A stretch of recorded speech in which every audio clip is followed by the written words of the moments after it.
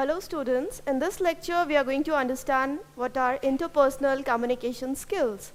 Interpersonal communication skills are the ability how well you are able to communicate, interact and relate to other person. Now interpersonal communication skills are also known as people skills and soft skills. Now there should be at least two persons involved. At least you should be able to communicate to two or more than two persons. Then only interpersonal communication will take place. So interpersonal communication means how well or the ability to communicate, interact and relate yourself to other people. That will be interpersonal communication.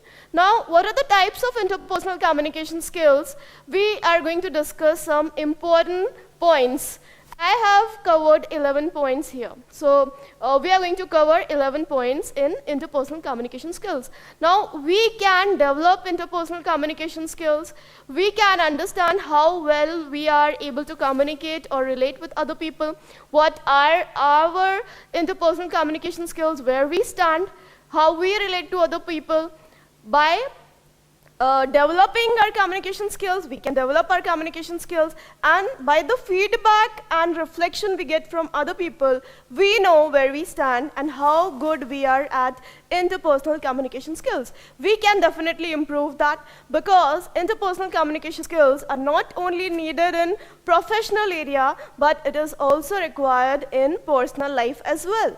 When we are communicating to our friends, with our family members, sitting with two people or more than two people, talking to our boss, or communicating in our professional area, interpersonal communication skills are required, and it can take place anywhere. There should be two people at least, and face-to-face interaction should be there. Now, public speaking is not interpersonal communication skills. There should be two persons.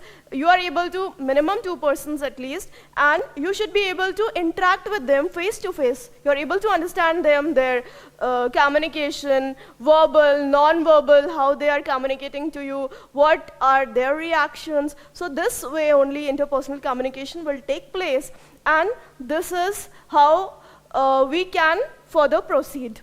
Right? So now, types of interpersonal skills, some important skills.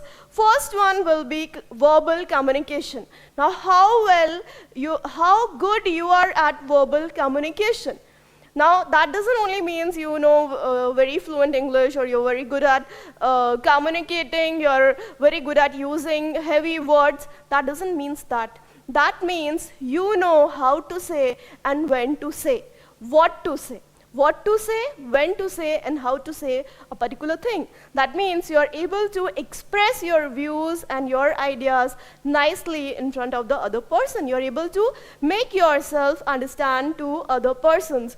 Verbal communication is very important, because to give instructions, to give orders, to make ourselves understand, to express or to convert our ideas and thoughts into some proper sentences and phrases, we need the help of words, and then only verbal communication will take place, and it is helpful there.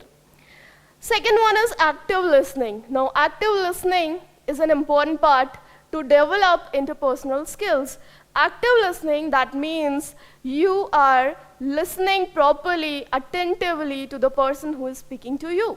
That shows you are taking interest in that person, you're paying attention, and you care for that person. You're not looking here and there, you're showing interest and you're giving attention. Active listening also develops relation, because you are giving time, you are understanding that person. If you're not listening actively, then how you're going to understand the other person? So active listening is an important part in developing relations and developing interpersonal skills. Next is body language. Now, body language, the person who is able to decode the other person's body language is, well, we can say is possessing interpersonal communication skills, because we express ourselves through words only 7% of the time, and through body language 55% of the signals which we send or receive are through body language only. So just by looking at the body language, now body language doesn't only means your appearance or your body movements, that also means your facial expressions, right? Posture, your appearance, right? So body language. if you're paying attention on other person's body language, you will be able to understand, is the person interested in you? Should I start communicating with that person? Will that person, how much open that person is, what kind of person, introvert, extrovert, what kind of person is he or she?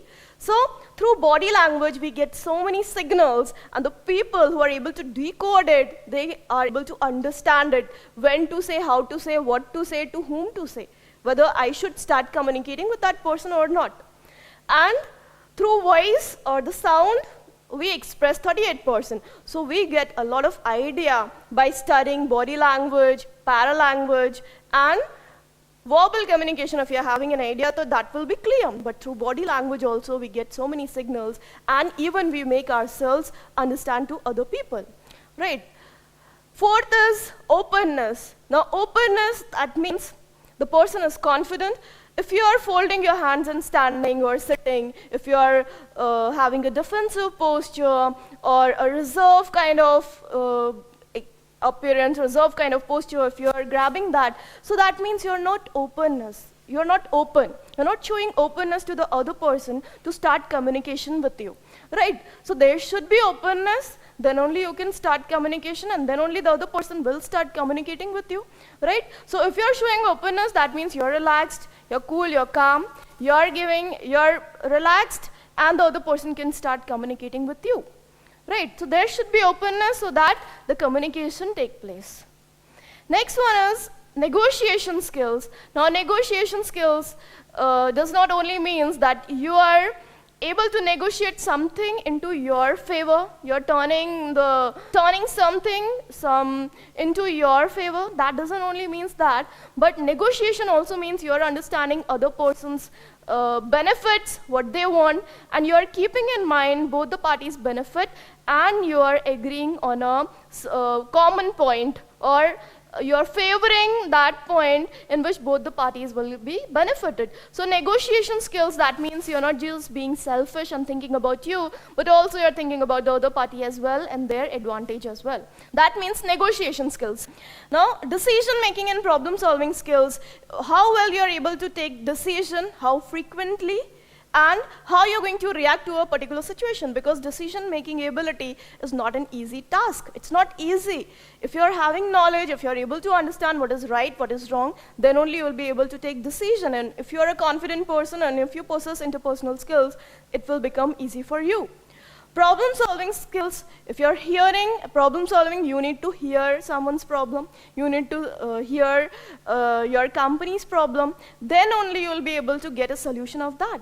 Problem-solving skills, you need to understand the problem, you need to identify the problem, and you need to come out with a solution for a particular problem. So for that purpose, you need to have understanding power, listening ability, understanding ability, analytical ability. That will be helpful in developing interpersonal skills. Next one is conflict resolution. Now if a certain kind of dispute or conflict arises in your company, how you're going to resolve it? Now for that, you need to possess active listening, you should have active listening, and problem solving ability. Problem solving skills you should have. Now if you're able to listen to other person's problem, if you are able to hear people from all aspects, then only you will be able to understand the actual problem, and then only you will be able to try to resolve that problem or conflict in your company. Next one is assertiveness. Assertiveness means you are able to express your opinions, your ideas to the other person without hesitation. Confidently, you are able to express your ideas, your opinions with other people. That is assertiveness. You're comfortable enough, you're confident enough. Next is having a positive attitude. Now, positive attitude is important anywhere in any situation. Positive attitude is very important because people like to be with people, like to be in a company of people who are possessing positive attitude.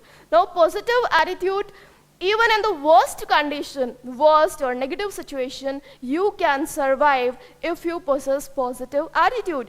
And in a company, it's not only we are working, but we work with a team, we work as a team. So we need to show positive attitude, then only other people will get influenced by us, and they'll also start feeling positive, they also start possessing positive attitude.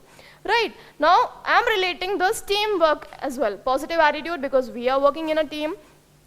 Teamwork, we are not working alone. We cannot complete a task alone. We need to, if we need to perform better, or if we want to succeed or win, and if we want to go in the long run, then we need to build a team. So to develop rapport and team building, we need to possess interpersonal communication skills, because then only you will be able to form a team. You will be able to build a team, and you will be able to build a rapport. And positive attitude is important when you are in a team, because then only people will feel ki yes, what we are doing is right, and we should also possess right attitude. Empathy. Now empathy means you are able to place yourself in place of the other person. That means you are able to understand the emotions of other person. Now to develop relations and interpersonal communication skills, you need to be empathetic. You need to possess this quality, because if you are not able to understand other person, how you're going to communicate, how you're going to understand, how you're going to start working together. So empathy is an important factor. You're able to understand other person. You're able to understand other person's situation. You're able to understand their problem. So you are in a position, you possess the ability to keep yourself in position of the other person, and you are understanding that person's behavior and why, what problem that person is facing. So that will be empathy. Now again, we can develop our interpersonal communication skills by practice, by developing a knowledge, by possessing a correct body language, and by following these important points or important steps, we can definitely improve our interpersonal communication skills. Thank you.